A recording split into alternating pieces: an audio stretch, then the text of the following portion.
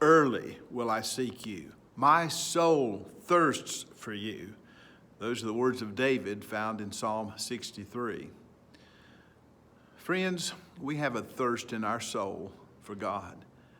And that is why humans are inherently religious. We know there's something else, something more, someone above and beyond us that we desire to know.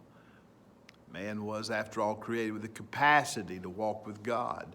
And Adam and Eve did until they chose the pathway of disobedience, and then the fellowship was broken. Infidelity, disrupting intimacy. God in grace reached out to his fallen creatures. He still does today. We can once more know the Father through the Son by the Spirit. Indeed, nothing else can satisfy the thirst of our souls. We must drink from the well of salvation. It is the living water that Jesus promised. However, we must also acknowledge that even as God's people, we may foolishly turn from drinking deeply of God and pursue the world's empty cisterns. For my people have committed two evils. They have forsaken me, the fountain of living waters, and hewn themselves cisterns, broken cisterns that can hold no water. The heartbreak of God expressed in Jeremiah 2:13. But then again in Psalm 63, we find David in a place of barrenness, expressing this deep thirst for God. Listen, God will seal up Scripture, shut up the heavens in prayer, shrivel up the joy in our worship, whatever it takes to intensify our thirst and drive us in desperation to Him. We find satisfaction in God when we desire satisfaction in God only. It's not a passion for what His hand can give us, but a desire to see His face and abide in His presence.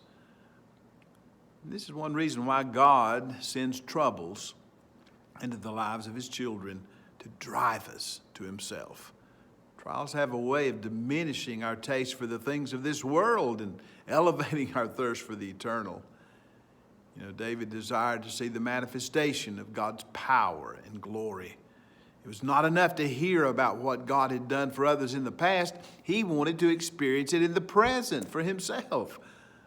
You know, listening to someone describe the sensation of drinking from a clear, cold mountain stream is not the same as taking a drink yourself.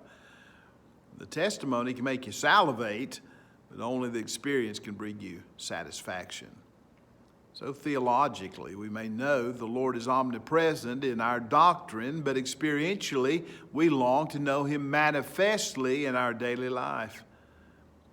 This demands seeking God wholeheartedly in His Word and in prayer.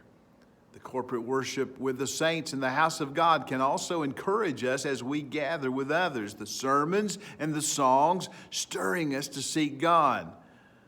It is in that daily quiet time, sitting before an open Bible with hearts open as we kneel in prayer, that ultimately leads us into divine encounters.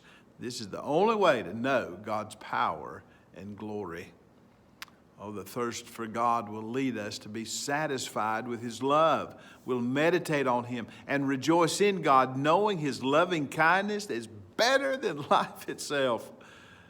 We will experience the very life of God. In so doing, find real meaning in life.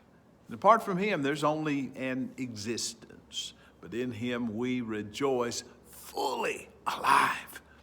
The presence of God does not alleviate all our opposition. The devil will see to that. Yet, God is our deliverer. Having Him, we have the victory.